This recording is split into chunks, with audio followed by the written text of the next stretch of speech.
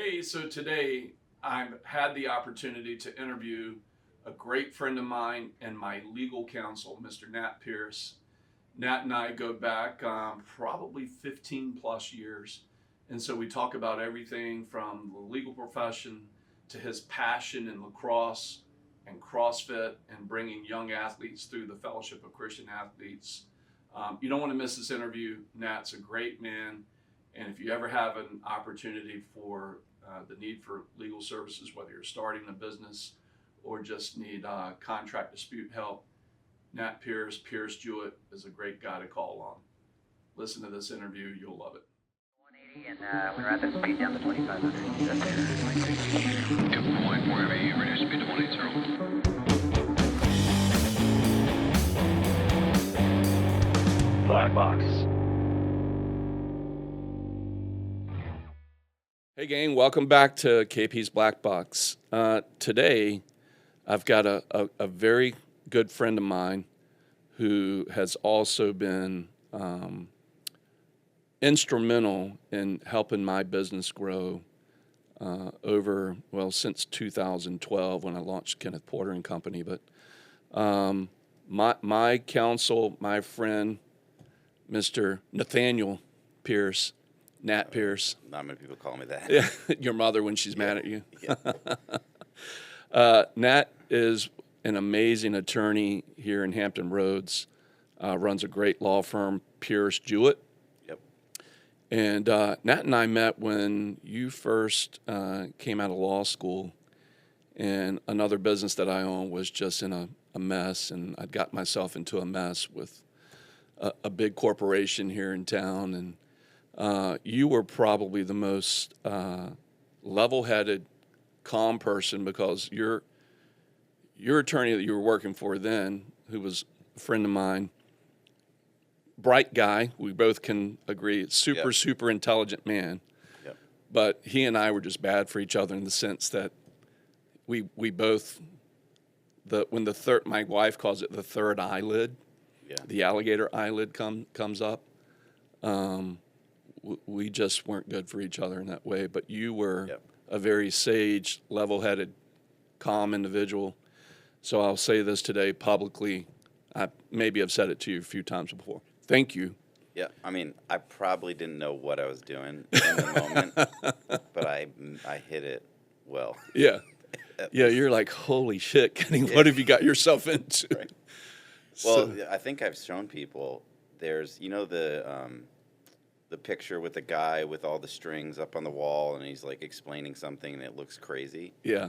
There was a drawing that I did of all of your entities Yeah. associated with that whole venture, and it looked spitting image of that. Like Oh it my just God. looked like this crazy web of a mess that Yeah. Kenny had got himself into that we were trying to Unwind. and untangle. Yeah. Well, I think for what I was facing, the giant that I was facing with this big public company, and a lot of things that we kind of knew were going on, Yeah. but the money that it was going to take to prove it. And Yeah. at the end of the day, it involved you pulling up a truck to get designer jeans out of a thing in Virginia Beach. It had secret surveillance of your manufacturing facility. Yeah. And yeah, that was Kenny's like entity chart. Yeah, you can It put looked, you can put that over here. It looked yeah. That's kind of what I looked like explaining your world. Right. And then it all ended at 2 a.m. down at Monarch Bank with you getting the keys to your Range Rover. My Range Rover. And walking out of there. So I'm like, the holy fact that cow. you walked away with a Range Rover is, I think, you walked out the door with a Yeah. with a Range Rover. With a Range Rover, title to a Range Rover. Yeah. And then unfortunately it came back rearing its head again, 12 years later? Yeah. People asking what the heck happened here, and Right. Yeah, I had the Internal Revenue Service crawling up my butt. So. yeah. But you know what, folks? This is why it's so important to have wise legal counsel. And Nat has been that for me for years, and for my family, for my businesses. And if there's one bill you're going to pay, if you're in trouble or you got stuff going on, pay your attorney. that person is there to protect you. They have the highest level of fiduciary responsibility to you and anyone that they represent. So it's super, super important. Pay your legal bill. I don't want to object to that. Yeah.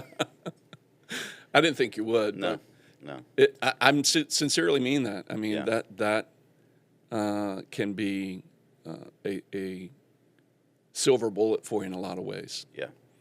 And having that sage counsel. And you were great at that. Your personality is such that just even like right now, you're a cool, calm guy. You might be a bundle of nerves inside, Right. but you do a good job hiding it. So, yeah, you know, you'll always have me say, "Hey, Nat Pierce." My daughter just started driving, and I'm more a bundle of nerves riding in the car with a teenager. Oh. That's the worst. 5 children that I've taught to drive well. Not Lizzie's probably the best driver. We just don't let her drive. Yeah. But no, I know exactly what you mean about that. Isaiah, one time, when we had just moved back into Virginia Beach and we were renting a house in Heritage Park, and just had to start Kenneth Porter and Company all over again from the ground up. Yeah.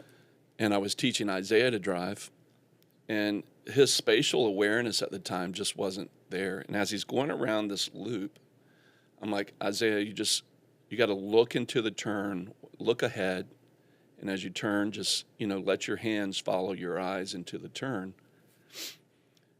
And all of a sudden, as we hit this traffic circle, he's like, Dad, the wheel won't turn, and literally ran us off the road almost down into those man-made lakes and neighborhoods. Yeah.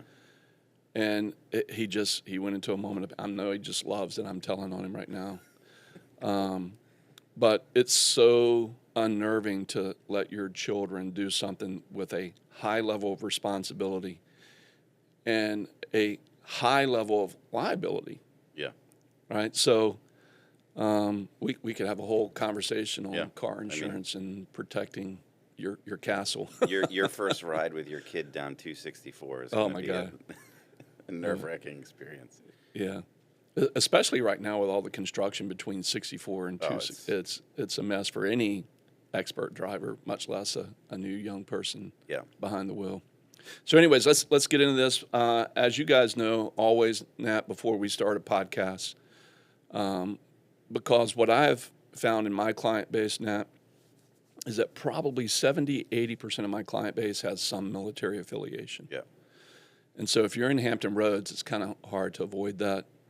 And being a prior Marine, it's really important for me that we always salute our military. We work with a bunch of folks in the Special Forces community. One of my friends who went to church with me years and years ago at London Bridge Baptist, and like a good Baptist, he started a bourbon company called Four Branches. Shout out to Harold Underdown. But Nat, Harold, last May, he came in for a podcast. He was SEAL Team 6. Yep. And Harold did a bourbon tasting with us, but he did a blind test. And I said, Harold, if you can pick out your bourbon out of all the bourbons we have on the table, I will only drink Four Branches on the podcast for the next year, and we'll promote Four Branches for you. That dude got it right. Yeah, he did. And so through May of 2026, we're tossing back Four Branches. And Four Branches is named that because it's a Marine, Yep. a soldier in Army, Air Force, and Navy. And they were all in their Special Forces groups And within those are branches. they in Virginia Beach, or where are they? Yep, founded out of Virginia Beach, but they are now in, Harold, forgive me, I think 9 or 10 states. Okay. And their bourbon's made in a big bourbon facility in Kentucky, specifically to their blend, and this is the Founder's Blend that we're drinking. And they're doing a raise right now, and I know we're going to talk about venture capital a little bit Yeah. today.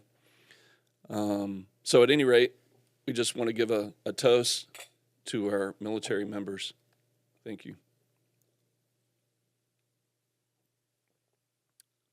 There's nothing like drinking bourbon before lunch. Not bad, It's just yeah. So, mean- dude, good to see you. Yeah, awesome. I should have turned my phone off. Oh, that's okay. If you got to take Well, a call, my problem is I just bought a new house. When you buy a Congratulations. house, you apply for a mortgage, they sell your information, and you get a billion phone calls. yeah. I listened to JD Vance last night at the Turning Point USA at Ole Miss, Yeah. and he was talking about that specifically. That the amount of data that companies have on us today, Yeah. and being able to control that data and protect our privacy, but still, I get the balance, Right. I want my information to be private, but I'd also like to know what's the latest and greatest, hot product or opportunity out there. But one of the things he said last night that it makes sense to me, and even the way we advertise, is that if you're on Instagram, and he says if you stop for a half second on any ad, Yeah. they grab that data that you stared at that longer than any other, doom scrolling you're doing. Yep. And then they resell that information to other companies. Well, in my house, we call it an algorithm check. My wife said, she said it this morning. She said, my son was looking at Instagram, and she's like, all right, tonight we're going to do an algorithm check. Everyone pull up their, For You page, and let's see what's on, what's on there. Dad's is going to be a bunch of lacrosse, and Yeah. hers is, stressed out moms of teens, All right, I want to be really transparent. No, mine is dudes working out, Yep. and I think through osmosis that if I watch dudes working out, I'm going to get Yeah. stronger, bigger. I'm gonna scare you. I'm gonna look right now. See what. And then I'm on this pimple popping. Oh, the Face. aesthetic. Yeah. Oh my gosh, it's nuts. I'm not. I can't. It is insane. Yeah, mine looks like it's some Tom Brady stuff, lacrosse, college football. Yep, mine's working out, aesthetics, and gambling. I follow a guy named John Sarasani, who is probably one of the best blackjack players in the world. He's the 2,000% raised guy. I actually talked to him about coming on the show, and John's just a little too far out there for me right now that I would piss off some of my client base if I had him on the show. So I actually told him, I was like, dude, I gotta pray a lot about before I bring you on the show. Yeah, you're not. I mean, you're a pretty good blackjack player. Over right? the years, I've had good runs, and then I've had some that have been. I almost got kicked out of the Humble. Greenbrier about a year ago for answering my wife's phone call at At the table? at the table. My buddy was like, "You can't you can't touch your phone here," and I was like, "You can't? Why not?" That's funny. Well, to the point of that online gambling today, and what's going on in the NBA, with just the amount of data and information that people have today, you've got people manipulating that, and criminal activity has been around since the beginning of the time, all the way back to Cain and Abel, right? The first murder. Mm-hmm. And today, these machines, these devices we carry around that we call phones, have the capability for us to, if I wanted to go online right now, there's a company called Stake. Yeah. I could go on and just gamble my heart out and make crazy bets. Yeah. And there's algorithms built into those machines to decide when they're going to, pay somebody. Or I think there's a lot going on in the world, and you could probably speak to it much better than I can from what you see as a legal professional. But what's going on in the world now with technology, with AI, even in my industry, where we're looking at when is the machine going to make the trading decisions fully? Yeah. When's the machine going to They'll draft have all the legal legal advice. documents? Yeah. Yeah. Or give clients advice. Clients will use it to get the answer before they Yeah. even talk to an attorney. Can we speak to that real quick? Yeah. I've seen this over the last month, especially with young business owners, young entrepreneurs. They start a business, and they look, Nat. I know your legal fees, I know your hourly rate, Yep. and you're well worth it, right? Yep. But there are some people who go, man, I don't want to pay this guy 150 or $1,000 an hour, or whatever Yep. the legal professional's rate is. And I get that to a certain extreme. But when you go make a financial decision and you go DIY your LLC or your corporation, here's what I've been finding that's happening. A person will go to the state and, ChatGPT would tell them, hey, you can go to the state, you can set up your corporation or your LLC with the Commonwealth of Virginia. Yep. And then you'll go to the IRS and get a EIN. And they think they're done. Right. So people start a business with an EIN and corporate charter. But what I've seen overwhelmingly is, guess what they don't have? What's that? Operating agreement. Yeah. Yeah. So they have an entity with no legal roadmap. Can you speak to an operating agreement and what it is and why it's important to have? Well, I mean, to kind of like more look at that situation a little bit more holistically, I believe that over the course of my career, I've sort of learned that we are, whether in business or just in life, like God designed us to be in relationship with people. And that works in marriage. It works really well in business. Like, I think that's clear. Relationships matter.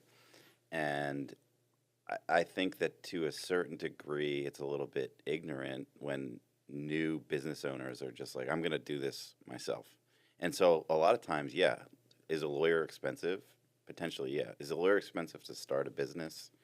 No. I mean, I'd rather not charge just to start the relationship, because it's really like the genesis of that relationship, of that client knowing, like, okay, if I have some question that I can't answer or I'm kind of up against a wall against, I have like someone I can be in relation, or I can sit down and have lunch with. Yeah.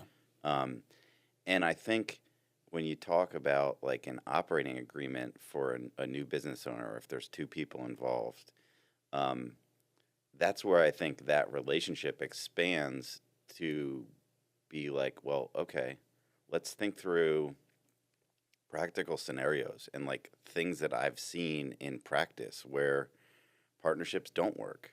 Right. I've seen partnerships work incredibly well for incredibly different people. I've seen them not work for families and, and brothers that like end up spending millions of dollars fighting over their business partnerships. And, they have an operating agreement, but they disagree on the interpretation of it. And increasingly, a lot of it is, for me, I look at our client relationships as like, I want to be in relationship. I want you to trust that I'm going to give you kind of my view of your situation objectively, and that I don't want the fees or the cost or anything to get in the way of you believing that I truly have like your best interests at heart, and I'm trying to accomplish what you want with, my skill set. Yeah. As well. And that's how I've over time sort of changed how I approach client. And it's less about the actual underlying transaction that needs to happen, whether it's setting up a business, hiring a new employee for a different portion of the business that you're going to have, and like what documentation is required for that. It's more about like, what are you trying to accomplish? And, can I help you get there? Because if what you're setting out to do in business you ultimately achieve, you're never going to care about the cost of the legal fees that it took to get there. Right? What I like to say, Nat, to, and my clients who are watching this can know, they'll go, I've heard Kenny say this, is that in any relationship, whether it be in marriage to business, there has to be value. You have to value the other person in that transaction or that relationship. Anything in the absence of value is hyper expensive. Mm-hmm. So when you find value in something, there are many times that you sent me a bill and I'm like, mother, I gotta be. And I'd pick up the phone and call you and go, hey man, can you explain this to me? Can you explain this portion of the bill? and then the grace that you would extend was, hey, look, if you need to take a little while to pay me, I'll let you do that. Yeah. Now, I'm not saying Nat does that. That's, each person is a Yeah. different transaction. But that's the relationship side of the business. It's not this cold, hard, hey, dude, write me this check or I'm never talking to you again. But in that, I found always that writing that check, at the end of the day, I was like, that was valuable. Mm-hmm. That was what I needed in that moment. And what I find a lot of times is that many people will take the professions, the financial professions, and people will come in and use us and abuse us for our information, and then go try to self-implement. Self-implement, yeah. And again, the value is really in the relational aspect of the kind of like business arrangement that you're in. It's more about, I've been practicing 15 years plus now, and I've probably worked with every single type of business: restaurants, financial professionals, pro athletes, ex-military guys just Music starting something professionals, new, people in the music. Yeah, it's like the business doesn't matter. It's more about like, hey, is this relationship going to work? And are you going to trust me to sort of handle, this area of your business, just like you're going to trust your CPA to do your taxes for you? Right. Like, I would not recommend doing your taxes on your own if you own a business. Absolutely, 100% agree with that. When you went to law school and you decided that was a profession you were going to go down, currently in our current system, you have to have an undergrad as a prerequisite to get into law school. But if you're going to go to law school, you have to pass some entrance exams, right? Yeah, the LSAT, and then it's your GPA and all that. Okay, and depending on each law school, that can vary. Yeah. When you went to law school, did you know what area of the law you're going to practice, and can you help people understand, as a lawyer, the law is broken up into what segments? Yeah, so like when you go to law school, the way that, first of all, the majority of law schools are still taught in what's called Socratic method. So Socratic method is basically Socrates? Like it's basically lectures, and it's a professor in whatever the class might be, and it's all mostly case study. So the format of law school is, you read a legal decision, the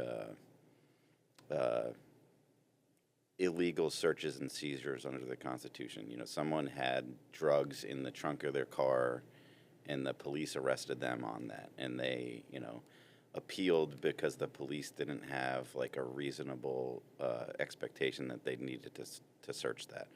But it's Socratic method, so the way it works is, the true old school professors, it's great because you're in a class of about 100 people. They'll call on one person in that 100, and the professor will just drill them the entire hour and a half, 2-hour class. They have to stand the whole time, and they'll say, hey, well, what did you think? What was the conclusion of whether the police in this had a reasonable expectation of privacy to search, this defendant? Yeah. And you have to, in front of everybody, answer. And if you're not prepared, if you didn't read the underlying material, like, everyone knows it, and it's embarrassing. And so, like, you have to kind of have thick skin. And I think more than anything, law school is, and I dissuade people now from going to law school. Do you really? Yeah, there's a lot of lawyers. There's a lot of lawyers. It's a very, my first job offer, I was a $40,000 base salary. Jeez. To work 15 years ago. In general practice 15 years ago. And I kind of, there's this allure of, I'm going to be the next Harvey Specter and work in these fancy offices. And you can certainly achieve that, but there's so many lawyers out there, and then you get into these big firms, and it's incredibly competitive. And I think law school teaches you how to think and how to approach problems. But then when you get out into the real world of practice, your first 2 or 3 years, you have no clue what you're doing. You have zero, because you've never like encountered those issues before. Yeah. I've Or tried, someone challenges your position you've taken, right? yeah, I defended one criminal case ever, and I've handled one divorce ever. And I had no clue what I was doing the entire time because I had never done it before. So yeah, the law is broken up into sort of different topical areas, and then the law just builds on itself over time as issues arise, as different now with technology that changes. What's more effective to sign a document, signing it in ink on paper, or getting a notary, or just doing DocuSign electronically? Like, Right. will that be enforceable? Will that not be enforceable? Well, the answer usually is like it depends on circumstances. It depends on what the case law might be in that particular state. And we're kind of rambling all over the place. But all this to say, law school it teaches you how to think. Yeah. It doesn't teach you anything practically about. And the law can be broken up into federal and then state statutes. Yeah, state statutes, and then you can have administrative bodies underneath either the federal or state statutes. Like for my office is right now working on a U.S. Postal Service debarment hearing about whether a contractor can continue to work for the USPS. So but it's purely an administrative proceeding within that department. So there's all sorts of different areas, and if depending on what type of practice you're in, some courts you have to get like a special licensure that you have to apply to handle certain trials. You have to, like, I couldn't just walk into court and handle a murder trial. You got to have like you have to in some states you have to be like approved and have represented clients before that court.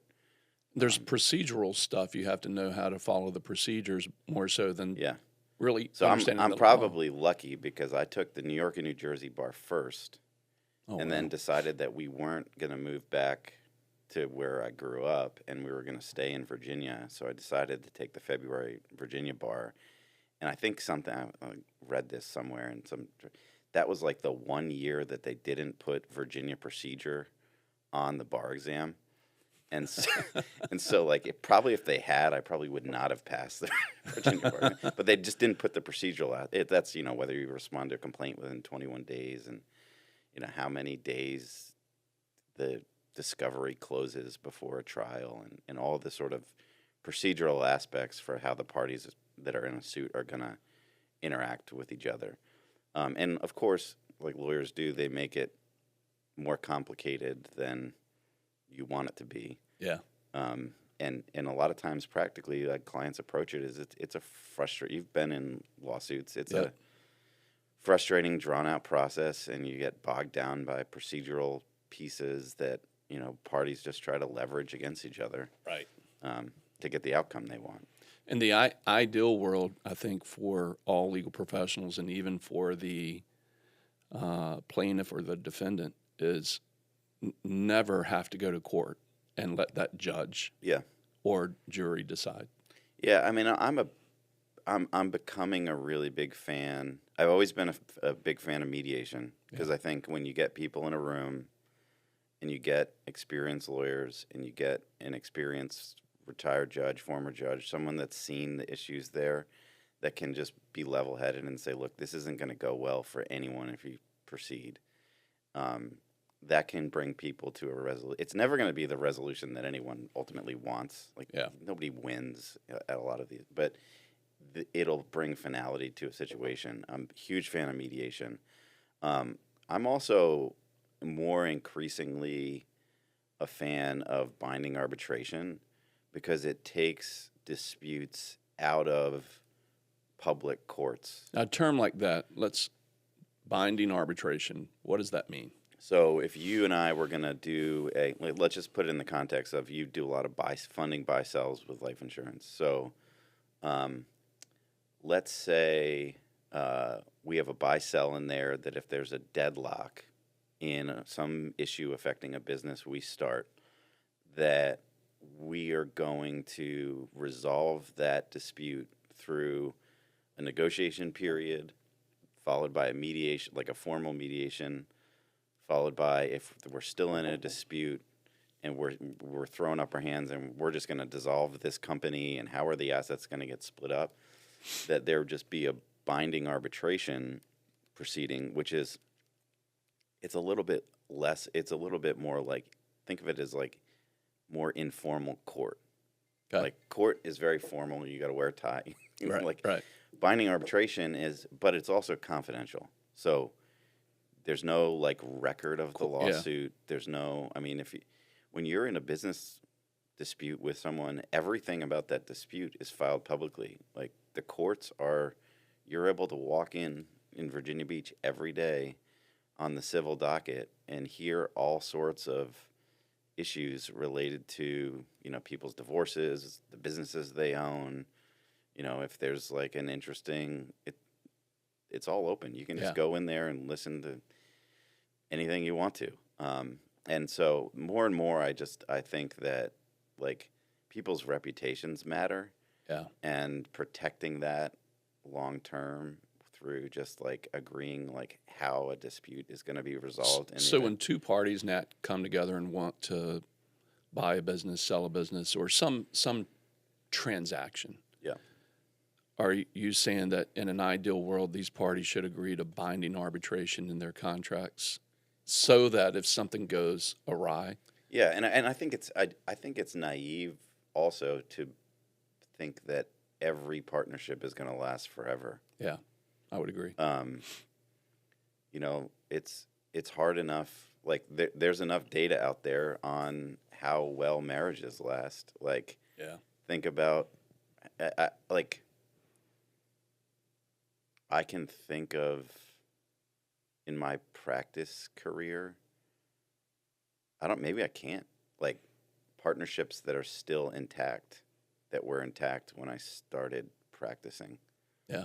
I did a lot of church representation early on in my career, and, even in that context, the senior leader's out, it's a different board, it's like people just change. Right. And, for a partnership to last, you've had partnerships that have absolutely broken up. I have. Every partnership I've ever had, other than my marriage, has dissolved. Yeah.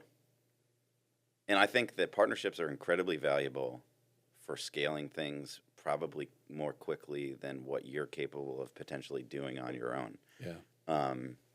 But I think a lot of people come to the point of like, if I could just be doing this on my own with no interact, but then I go back to, we're designed to be in a relationship. Right. So well, I think that's where those legal agreements are important, whether it be, I'm going to have men and women probably hate on me for saying prenuptial.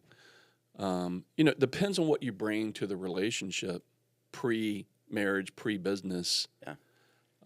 And, like, I'll be very my wife and I don't have a prenup with my wife. Yeah. She's got me 33 years. I am in it. Kathleen, I love you. Yeah. But she's also shown as a partner that you can attest to this, where I've been a nut before and I'm tearing up shit in your office and acting poorly. She had resolve to go, hey, that's not appropriate behavior. Check yourself. Yeah. Reel that in. And having a partner that has that resolve, whether it be in marriage or business, is the key to success, in my opinion. There can be a driver and there can be a person who's,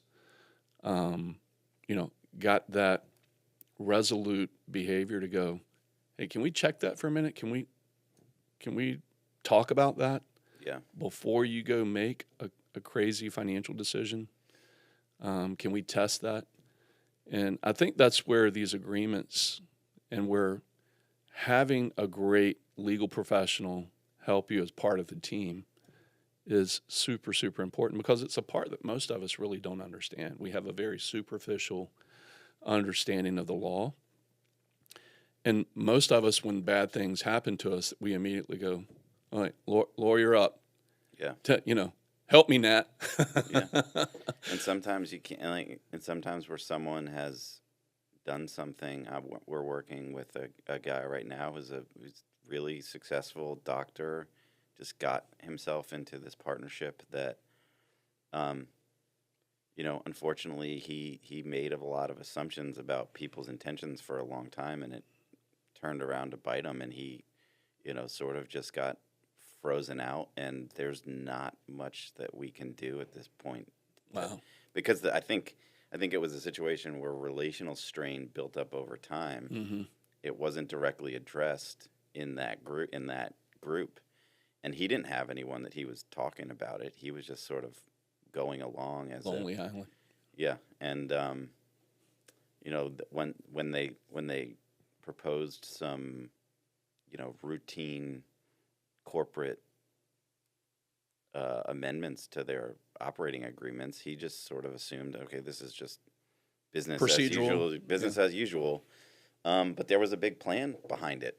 Wow. And and he kind of asked, "What do I do now?" We were like, sort of stuck. How do you reconcile this? I want to switch to business now, so we could spend all day talking about the boring world of law.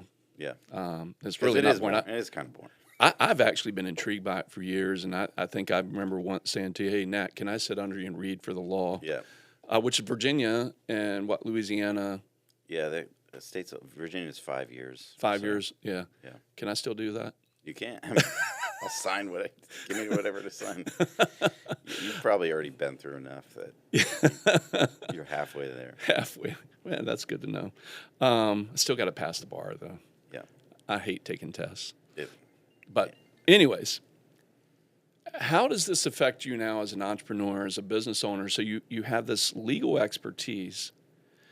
Is it hard for you to trust people in corporate settings and corporate decisions, or does it just make you more keenly aware of how to structure your own personal agreements? And that's where my career shifted a little bit. I think probably, early in my career, I was very hesitant to take equity or sort of set up alternative fee arrangements with clients, because I just thought, okay, well, there's an inherent conflict of interest.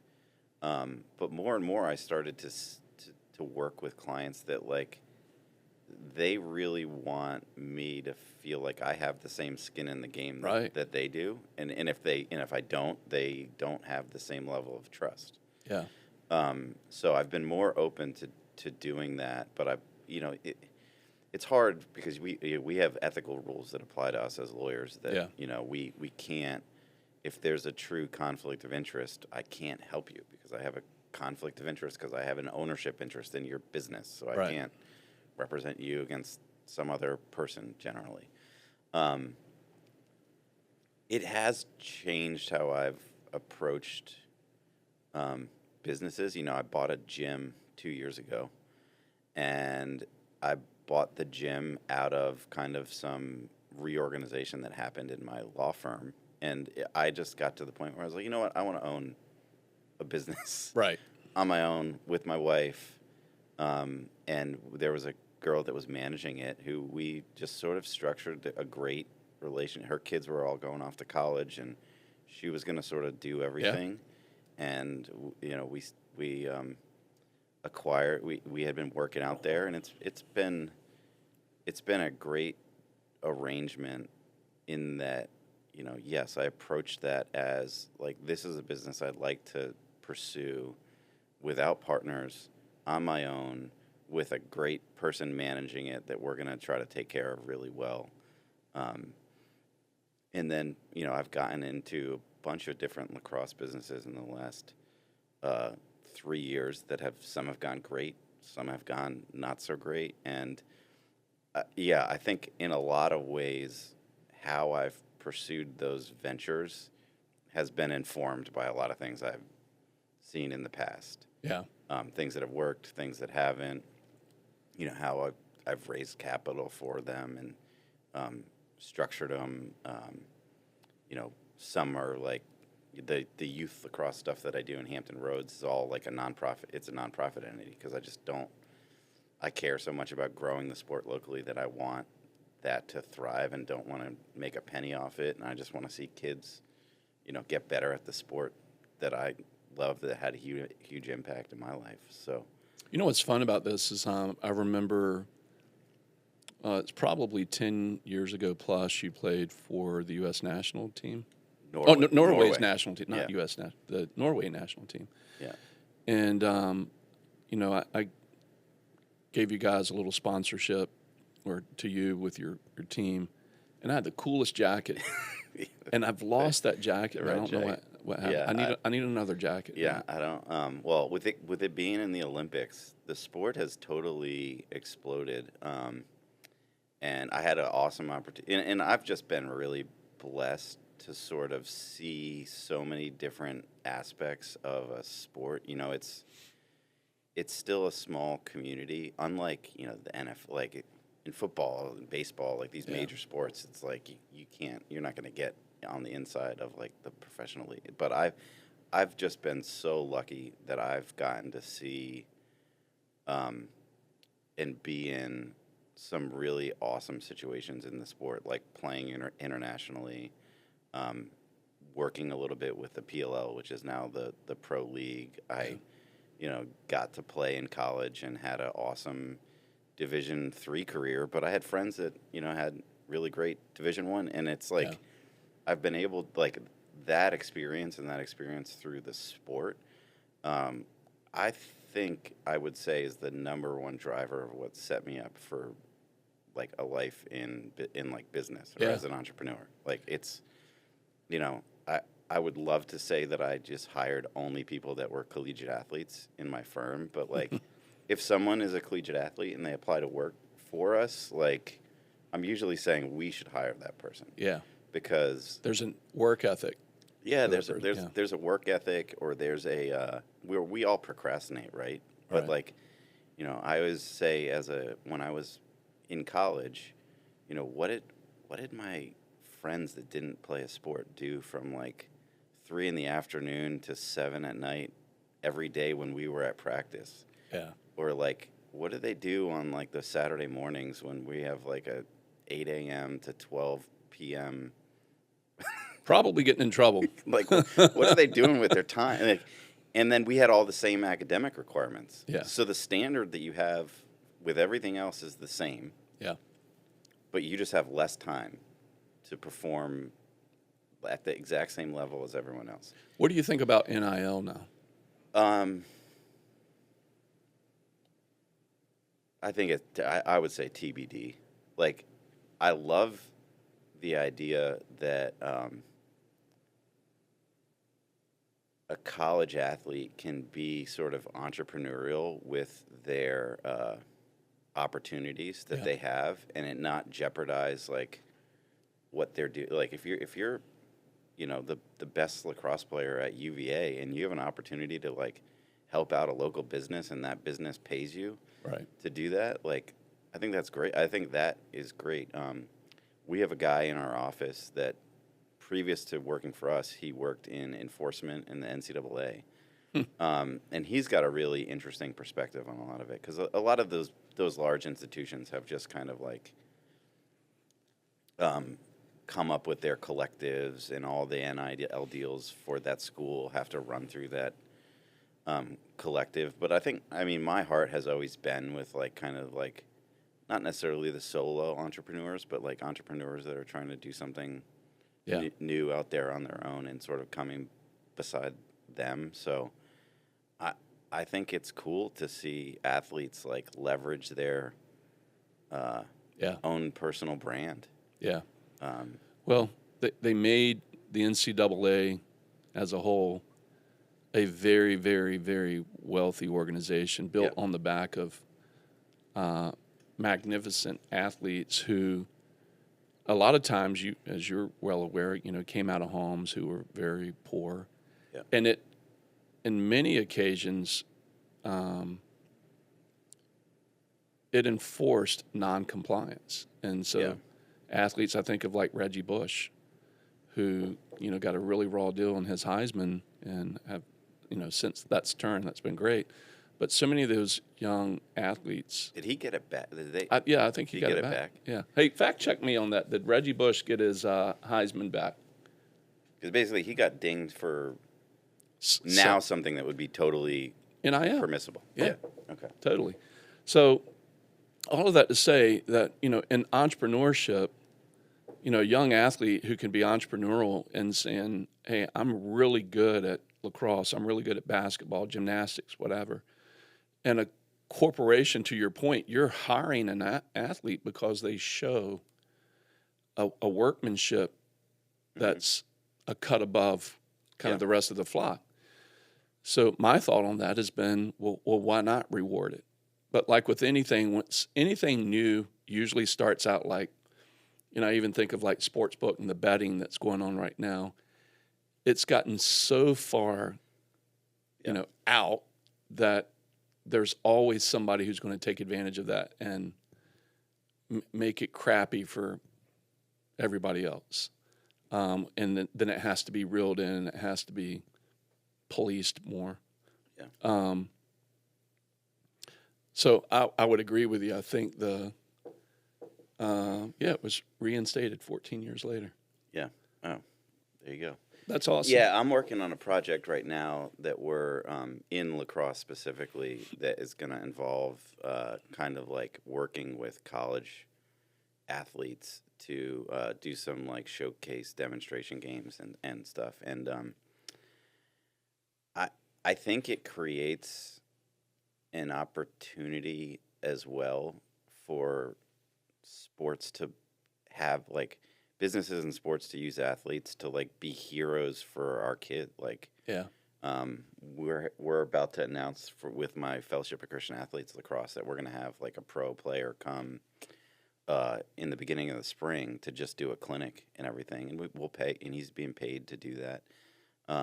That's awesome. And I think it, those kids seeing that guy come here to Virginia Beach where they are, inspires them. Maybe I can be that. And I think, NIL just opens that opportunity because in a lot of regards, like Division I sports, if you my daughter was a gymnast for years, and you just start to do the math as she got more and more advanced in it. And we're looking at her scores, and then we're looking at the scores of girls that are committed to LSU and Clemson and all these places to go for gymnastics. And you're seeing, okay, she's slightly behind where the track. 100th of a point, maybe? Yeah, but it's like you start to see, like, okay, that dream that when they were at the very beginning, every parent was like, they're going to be a Division I athlete. The next Gabby. Right? Yeah, and and I think about, our area of Hampton Roads has struggled in the last 15 years, particularly in my sport, in lacrosse. And if you look at every other sport here, baseball, football, we send tremendous Iverson, Michael Vick, Bruce Smith from Booker T. Like, right. There's a track J.R. record. Reed, Alonzo Mourning. There's a track record of unreal athletes that have come out of this area. Right. Now, in our sport, something in the water. in our sport, it's the opposite. The opposite is true, right? Like, so in the last 10 years, there's been maybe 4 or 5, like what I would consider a big Division I commitments that have come out of this area. And you ask, like, why is that? Like, what's going on? The public schools don't even have club teams for lacrosse here, right? Virginia Beach just started 2 years ago, so all the public schools have teams, but there's not a feeder into that of, like, middle schools and everything. I coached at Cape Henry for 15 years. I was going to say, are they the biggest collegiate school in town? NA. Yeah. Yeah. So all the TCIS schools have fairly strong programs. And the cool thing now is like a lot of the coaches at those other schools are buddies of mine that I've played with locally. So we're all, for the most part, really good friends. And Are you we're, still playing a little bit?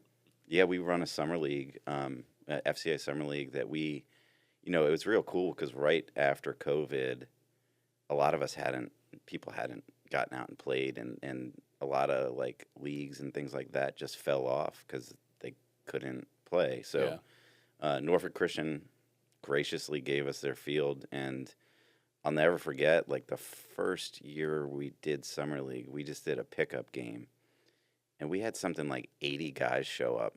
Wow. Grown men, like 25 to 65 No kidding. show up. And I don't think anyone cried, but I think, you know, we all we pray at the end in the middle. Yeah. And I think that for a lot of guys it was like a powerful moment of like, gosh, I can still do this. Yeah. Or I can still, after that whole period, it was like, you know, That's really cool. I can get back out here. So yeah, so it's a fun, I mean, it's good to be part of like a community like that. That, you know, there's now kids that I coached that were, you know, it's, you know, I've coached for almost 20 years in the area. So I have kids that played for me that now have kids that are playing on teams that we run. I was going to ask you earlier, just for the audience. I think I know the answer to this, but when you played for the Norwegian national team, how did that come about? Through Fellowship of Christian Athletes, I played in. You are blonde hair, Yeah. kind of blue eyed. Yeah. You know. No, so I played in. Frank Kelly is a guy that's been involved with FCA lacrosse for 40 years or something. He played at Cornell. He's a really kind of big name in the sport. He does planning up in Kelly Benefits Group, I think it is. Okay. Very similar to Practice Years. He started basically a ministry that reached out to international teams. And FCA is very like open-handed in their approach of how they and so I played in a tournament. A friend of mine who was on full-time staff with FCA Maryland said, "Hey, we're trying to find players that might be able to moonlight on international teams because they run a thing called Team Serve that they do at the World Games where they'll do a Bible study, and then they'll have a group of really high level players that are just willing to like scrimmage some of these other teams, because if you're the Ugandan national team, like there's not many people to play against. So Right. they'll come in for the 2 weeks before the World Games and they'll scrimmage and everything. So Wow.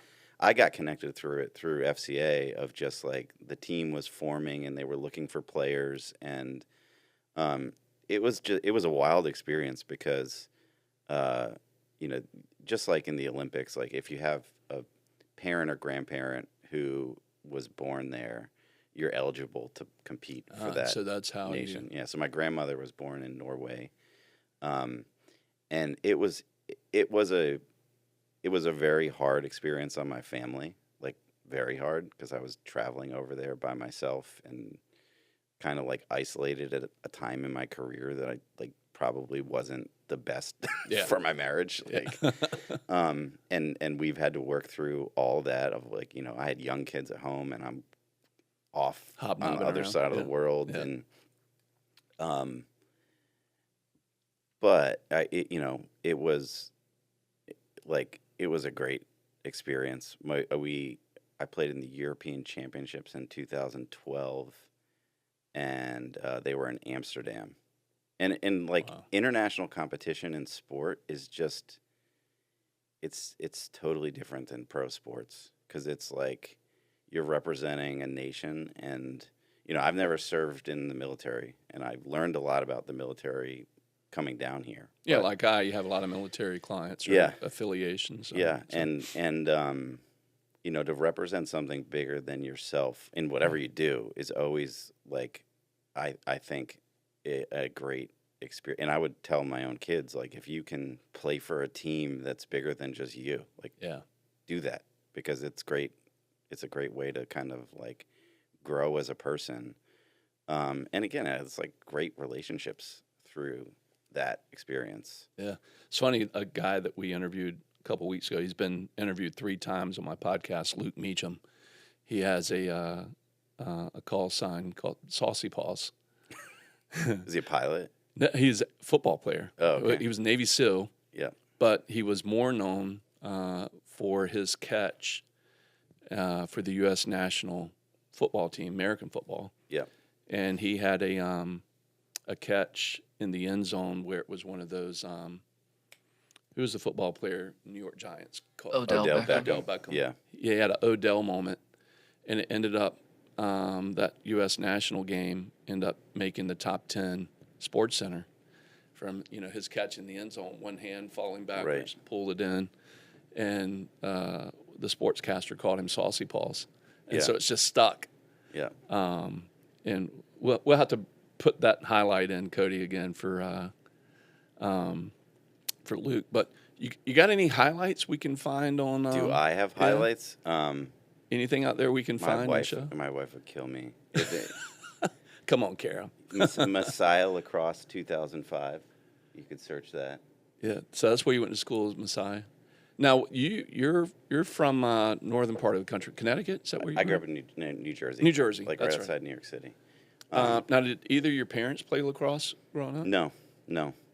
And this funny thing, as a now a high school lacrosse coach, it's fun for me because like of the parents are so critical of coaches and their kids' sports experience, but one of the things that my parents did really well was when I went to that practice or was part of that team, like they didn't hang around and watch. Like and I think this is lost on young families now of like, I think kids get so much from that other parental figure. Yeah. Like just giving them a different perspective. Amen. And like when I went to a practice, like my parents released me to that guy, right? Yeah. And I was so fortunate that like my high school lacrosse coach, Tim Flynn, crazy stat about him, he has over 700 wins. We play about 15 games a season, so if you're not going to win all those games. Yeah. So 10 years, 20 years, 30. It's holy smokes. It's crazy to get to that number because like I think I'm at like 50 as a head coach or something like that. So wow, it's very that's amazing. Yeah. So Cody, what you find up there?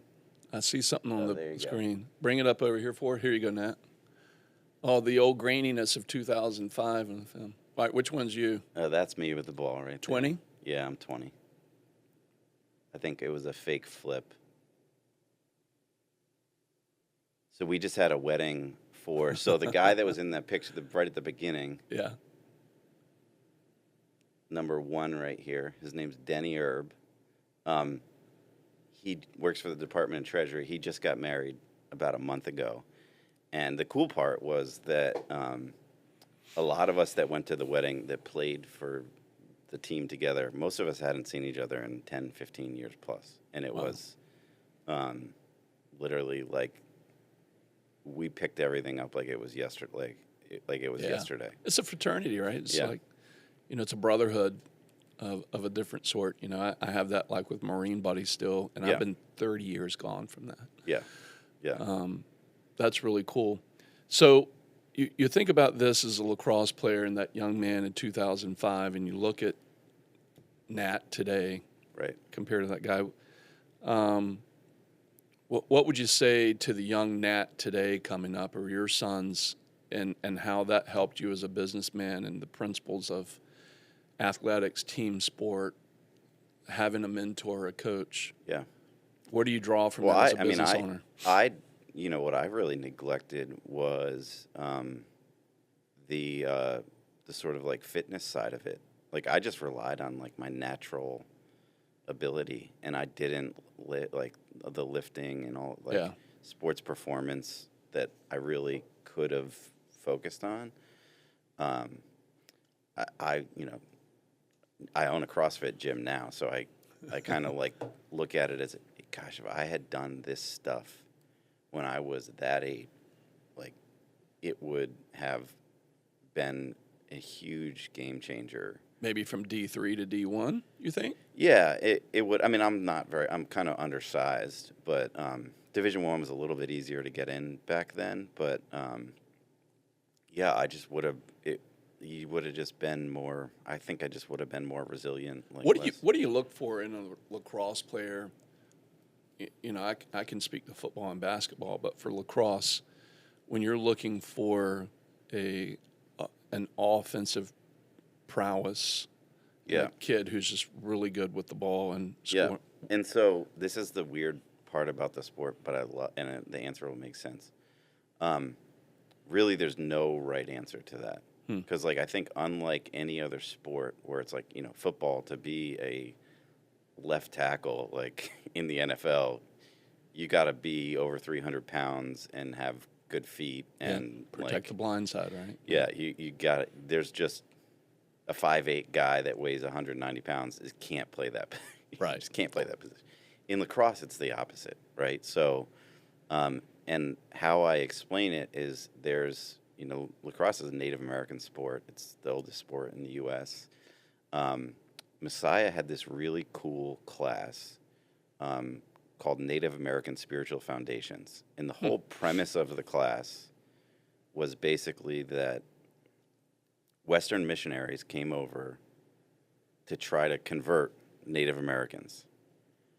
But the process that they went to try to convert them ignored the fact that Native Americans have a creation story that's almost exactly the same as Western Christians. Okay. They believe that there was a God that created the earth, and everything on the earth is from God. So the first there's a kind of a parable that in Native American culture where they describe, and I'm gonna get to the athlete thing. Okay. Where they describe, my wife hates that I trap people in the story. They describe the first lacrosse game ever, and it was played amongst the animals, and it was the winged animals versus the four-legged animals.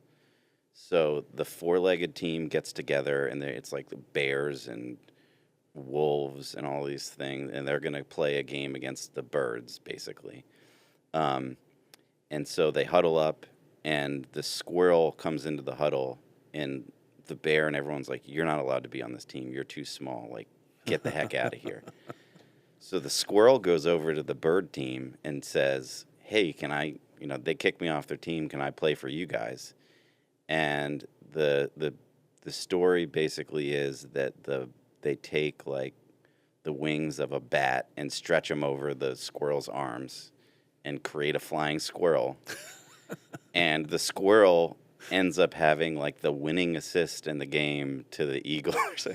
Crazy story about animals playing a game. But the moral of the story is supposed to be that this is a sport for anyone, any size. It does, and it's true now. One of the best players in the world, Michael Sowers, is 5'7", and 100, and just a tiny little guy, who's not afraid of contact, and but it's also a brutal sport. It was what Native American cultures used to prepare for war and to settle disputes. Sticks used to be made of ash, right? Hickory. Hickory.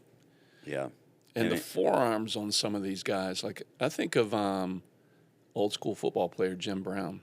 Yeah, he was really good. He was one of the best, right? Best ever, yeah. And it's a brutal. It can be a brutal sport. The concussion piece changed it, but there's a lot of guys here locally that play in the Green Beret versus Navy SEAL Really? game that the PLL puts on every year. This year it was at Gillette. Oh wow! But it's a ton of current and former operators that most of them are. I think it benefits the Green Beret Foundation and the Navy SEAL Foundation, and most of the guys are from here. No kidding. I think there were 10 or 15 that, they Oh, come wow. out to summer league and they're very serious.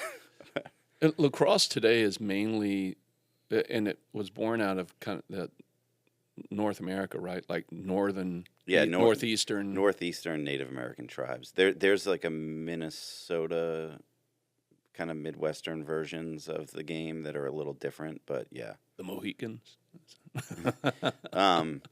Actually, if you've been on the Cherokee Reservation, there's a huge casino down there. But In Asheville, North Carolina, right? yeah, outside Asheville, right down there. It's like a beautiful school and stuff. The Thompson brothers, who are these sort of famous, they've been down there and they've done some clinics and stuff. Really? There Huh, as I well. didn't know that. So yeah, I mean, native. There's a cool and I think there's still some debate on whether they're going to be allowed to play in the Olympics.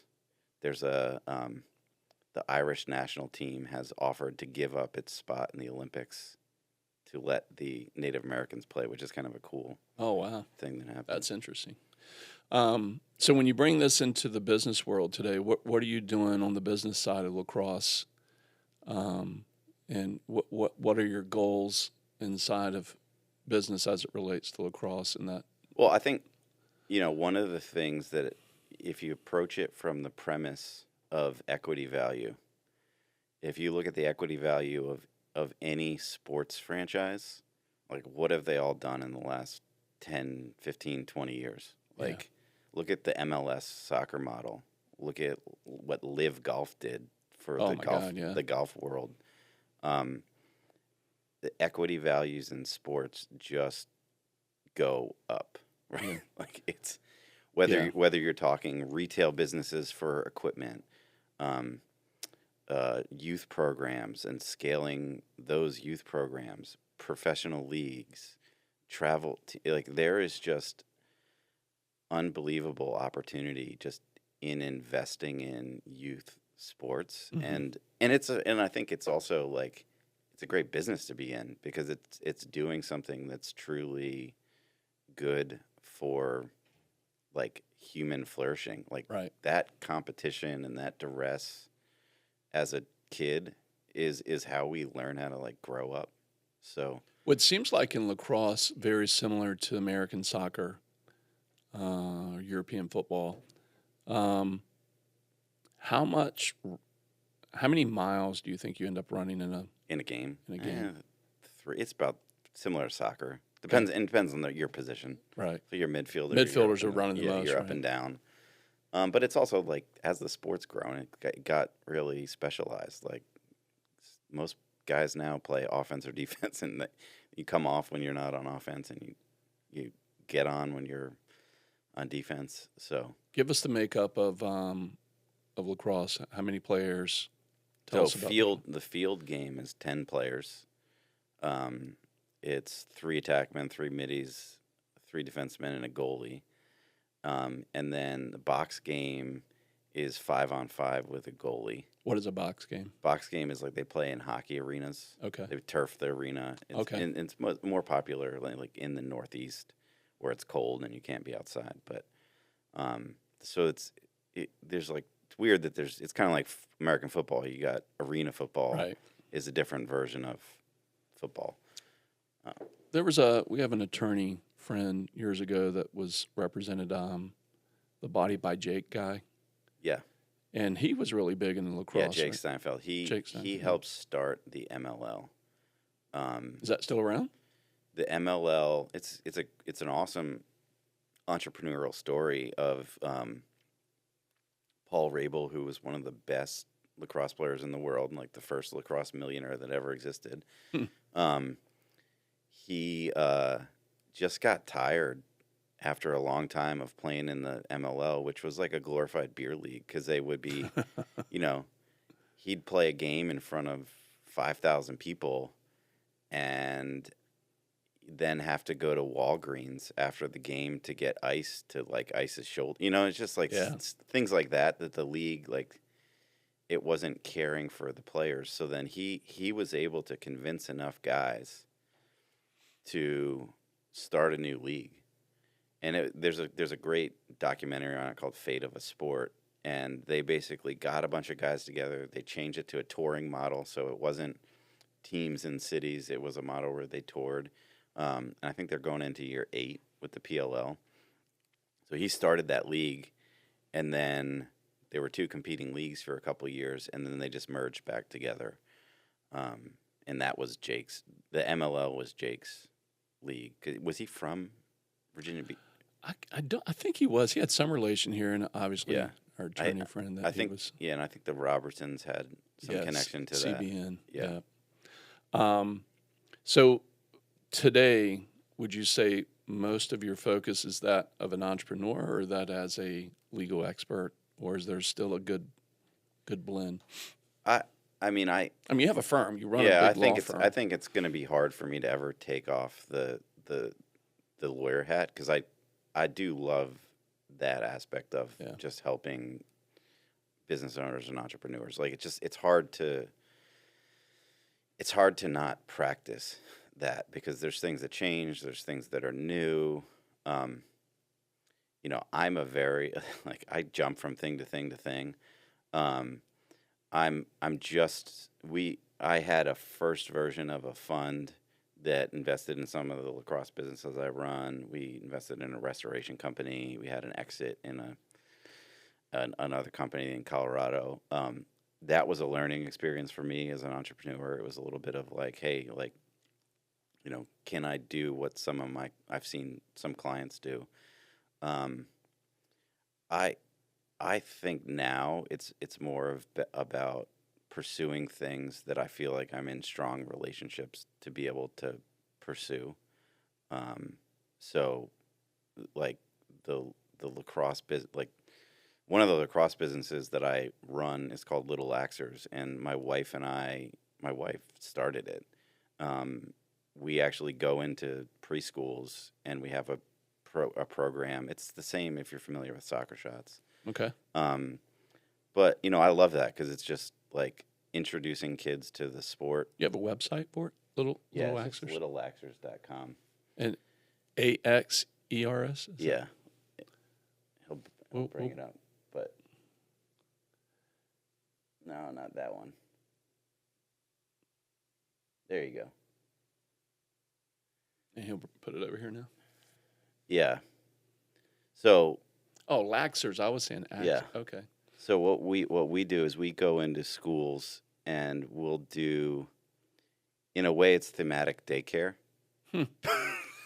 but we'll introduce each day with like a theme, like respect, or teamwork, and really all it is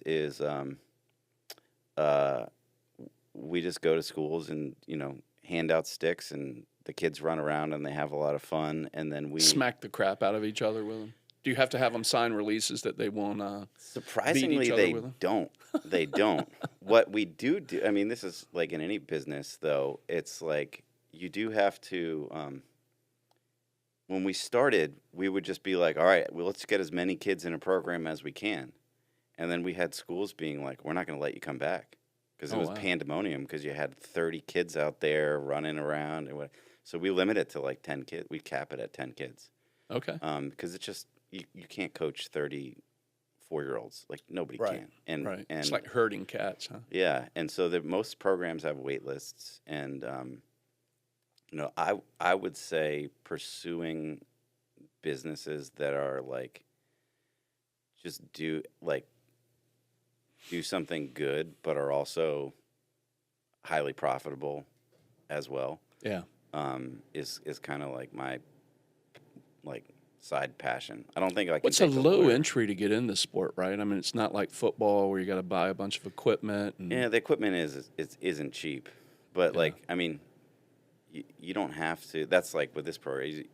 We provide the sticks, so it's $75 to $100 per program, depending on the school, and it's like an hour. It's either usually like 45 minutes right after school, so the parents can pick up their kids later, or some of the really successful programs are just during the day, where the parents sign their kids up to have this sort of like extra, like What schools do you have it in right now that are We've done it Here locally? We've done it in about 30 different preschools locally. no kidding? The hardest thing, well, we've pivoted the business model to switch where we're just at this point where you have to franchise, like it has to expand as a franchise because as much as I love like the Uber model of you can make, because we pay the coaches really, we basically split the profit of each program with the coach. Like if someone's coaching a program, I believe they should be paid well for doing what they're doing. Yeah.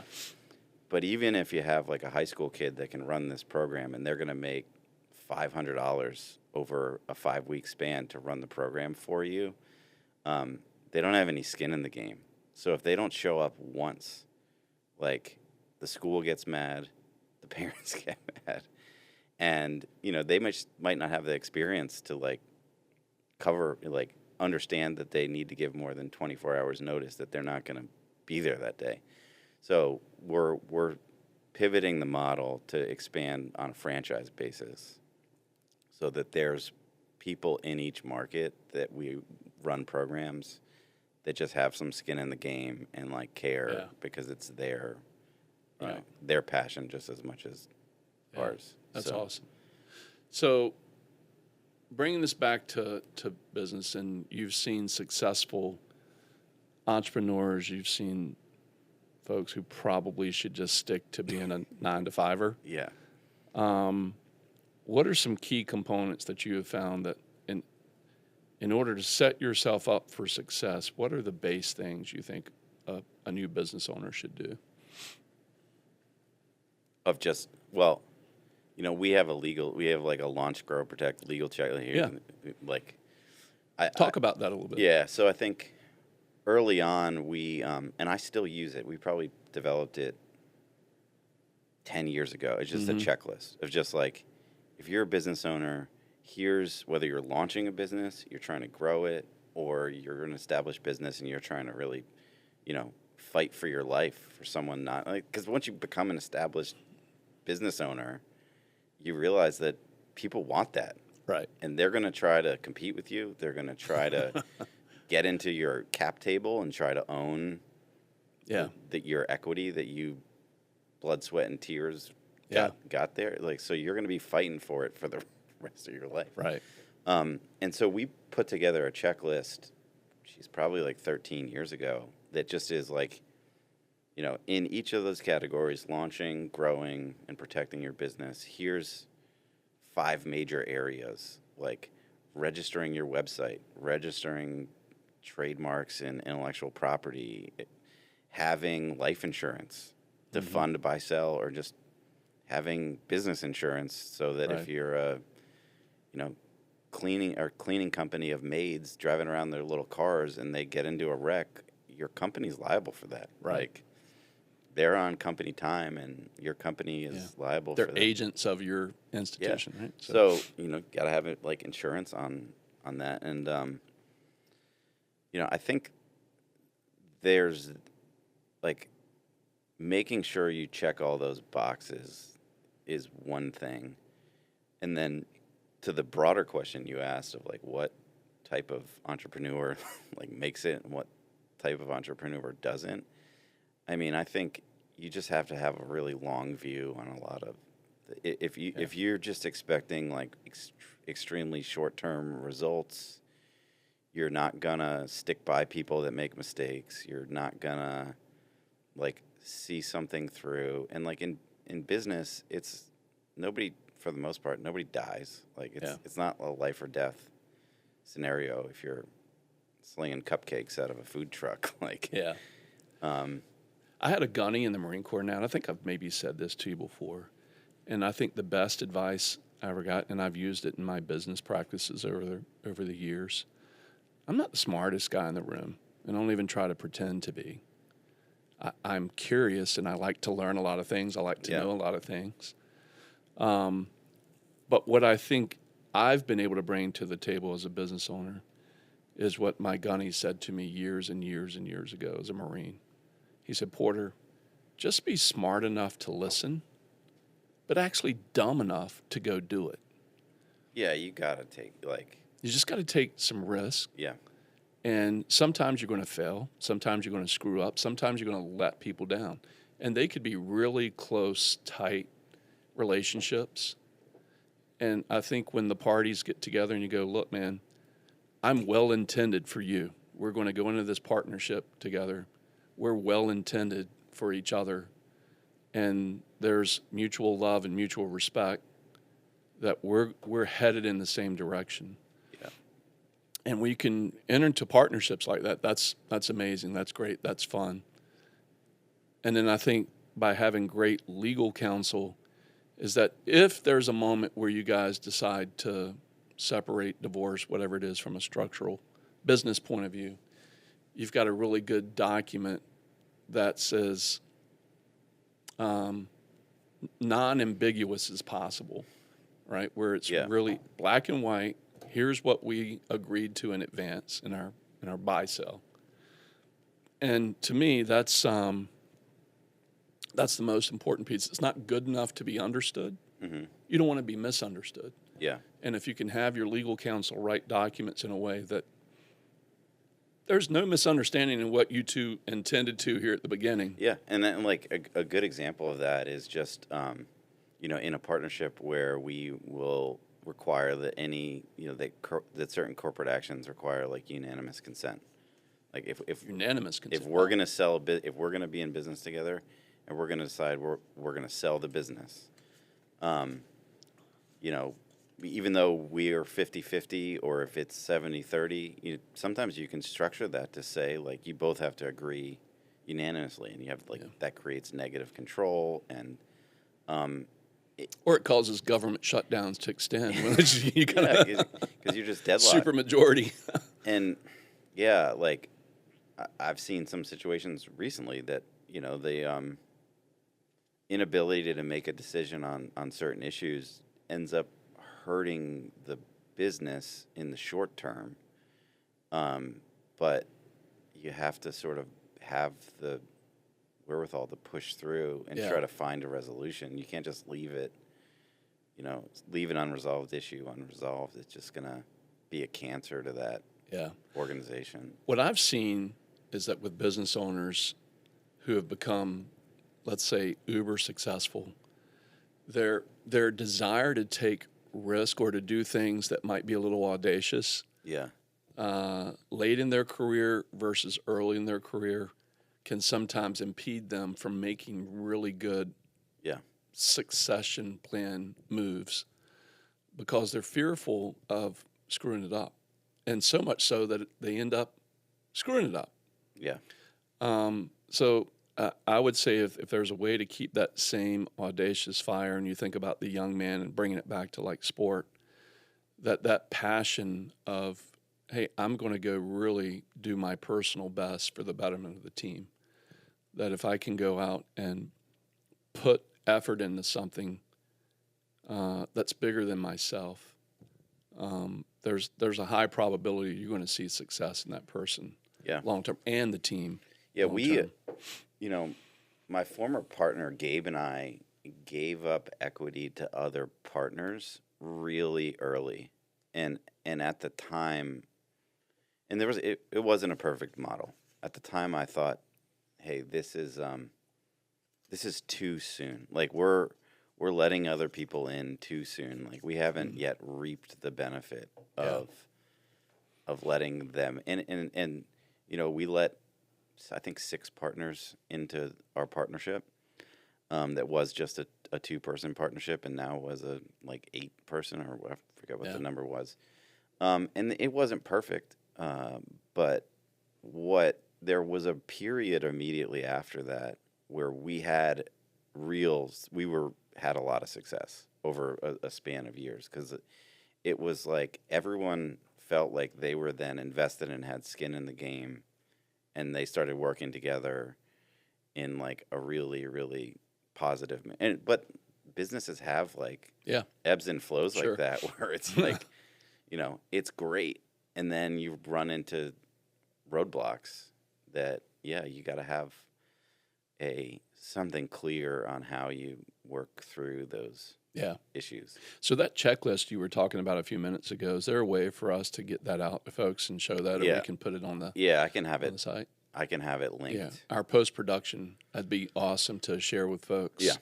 I want to be respectful of your time. I know you've got a 12 o'clock hard stop. Yep. Any parting words, anything you're reading right now that you would tell folks, hey, here's a good source, here's some good information? I think, well, for the first time ever this year, I actually wrote down goals for my different businesses. Your first Like- time ever? Really? Yeah, it's like, maybe I'm too ADD in the past. I wrote down goals for the different businesses, and now we're in the end of October, almost November, Yeah. and of course, none of the businesses are anywhere.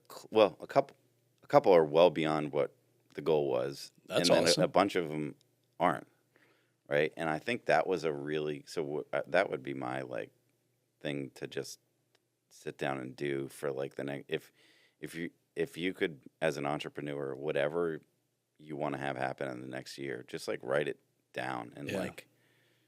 a year from now, you're never gonna you might exceed every single one of them, Yep. or you might not even be close to any of them. I try to do that every December. A lot of times, complete transparency, folks, it ends up bleeding into Yeah. January. But I start thinking about that in the last quarter, okay, what did I envision for my firm? What did I envision for my team of folks who are with me at the beginning of the year, and where are we? And I've done that for a long time. My mentor taught me to do that a long time ago, and I would agree that it's always been a good thing to set goals and then look at them about every quarter. Yeah. And you don't have to spend a lot of time on it. It's just, hey, are we on mission? Are we on target? And if we're not, what are the cause and consequences of that? Yeah. I think that's a healthy thing to do. Well, I missed one part of that. So this is kind of how I oriented this past year. Is I categorized it in 4 categories: faith, family, work, and fitness. So I basically said, okay, what are my faith goals? And it was, I'm going to be in the Bible app 300 out of 365 days this year. So I've got 2 days of buffer between now and the end of the year. But that, I sort of set that as That's great. I'm going to do that. And I wanted to start a FCA lacrosse huddle and take a certain number of kids up to the FCA national camp. Then family goals, what are goals that I have for my family? Maybe it's vacations, and then work goals, the different businesses, and then just fitness, getting down to a certain weight, or my thing now is I want to try to run a sub 7 mile after 40, which is That's tough, man. yeah, but I think it's doable. You can do it. Yeah, it's absolutely doable. Yeah, I have a friend that I think I've introduced you to. I'll give him a shout out, Lou Massey. yeah, Good friend of mine, retired SEAL. This guy's 50. I won't tell his age. He's getting up there, old man. yeah, But the guy can still run circles around 30-year-olds. And some of it's genetics, but he also is mindful of what he puts in his body. yeah, And knows what it's going to do to him long term. So, there's a resurgence of what we're seeing with young people and older people today, saying the science shows that you got to move, yeah. got to stay active. And Yeah, I think VO2 max is the number one indicator of longevity. longevity, Yeah. right? That and picking up heavy stuff and setting it down. So, Yeah, which helps VO2 in a Yeah. weird sort of way. If somebody wants to find out about your gym, where can they go? Chicks Beach CrossFit in Chicks Virginia Beach. Beach. Yeah, That used to be the old it used to Neptune be studio, right? the- Chad and Pharrell's Pharrell's studio. So I that's spent a lot of time in there, not in the gym, but in the studio with those guys. it was Pharrell's studio, and that's it's a cool thing to tell kids. And so the upstairs is actually the Fellowship of Christian Athletes Lacrosse office, and that was where him and Justin Timberlake recorded "Sexy Back" or something like that. So it's a great not many. I don't know that many people at the gym know it, but the owner of the building is he'll come in and say, this used to be Windsong Studio. Yeah. They have the old brochures and stuff like that are there. Yeah, the old studio manager was a guy named Skip DeRupa.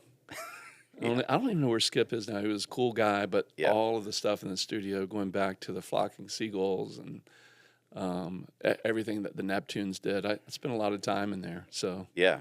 I guess I need to come back and throw some heavy stuff around. Do the isn't there a new like marine workout or Fitness? the Yeah. fitness? Look, man, don't make me go in there and embarrass myself. Yeah. So. Well, we do. I mean, every year we do the Murph workout out of yeah. there. That's a butt It's just a lot of fun to do that. And like, I didn't start doing CrossFit until I was about 35, and it's just changed my. I was on a plane, and a woman was getting her overhead bag out from over her head, and it just started to. It was gonna. I'm watching it. It's gonna fall. It's gonna fall. It's gonna fall. And sure enough, she loses control of it, and I just like reached out and grabbed it, and just like slowly lowered it to the ground, and it didn't like fall on this kid and her that were right there. And that's when I felt like, oh yeah, like this working out thing, like just being capable, is something that is like it's helpful and valuable, and like it's helped me because like. My profession is sitting and looking at a screen, right? For the most part, yeah. And that's why I have a standing desk now, and I try to spend half my day at least standing up. Yeah, my firm has been awesome. We pay for all of our employees gym memberships, like whatever it is, whether it's they don't have to go to Chicks Beach. No, they don't have to. No, but they probably don't like CrossFit because I talk about it. I talk about it less than I used to. But I just think that's wellness in the workplace is just super important, and letting people have the freedom to, leave at whatever time in the day to go work out is really valuable. I do that with my team. I just go, look, you're all adults. I'm going to give you tasks and things that I need you to do, and the daily organizational needs of the company, but be adults. And if I'm going to pay you an honest wage, be honest. And show up and do what the wage pays you for. Work the job, not the hours. Like right. what the job requires, like do everything the job requires. Right. Sometimes it requires you to be present. Other times it does. Right. A Friday afternoon, no one's coming in the office. Yeah. Like, go home. Yeah. Go be with your family. Go look at those goals that you have and chip away at them. Nat. All right. Dude, you're awesome. Thank you so much Appreciate for it. joining us today. We got to do this again. We didn't get to spend much time on venture capital stuff. We'll come back and have a conversation. Maybe we do a group interview over here with. That would be fun. There's a lot of cool stuff I can think you could do. This is awesome. I'm happy you're doing this, and I'll promote it as much as I can. I'm just curious, so I like to talk to people about what they're doing, and so it started with COVID. Yep. And my son-in-law helped me build the first studio downstairs. And then when this opened up, I was like, man, I got a vision for. Yeah. And I actually had this vision of what I wanted it to look like. And I don't have any of the skill sets to do any of this. My son, Jacob, Cody, my son-in-law, Ian. I just said, fellas, this is the vision I have. Yeah. Help me do it. And, now we got blessed. God's blessed us to have an amazing studio to be able to sit in front of people a lot smarter than me. So. Awesome. Thanks, man. Appreciate you. Love you. Good luck to you and your family. Thanks, Kenny. All right. Take care.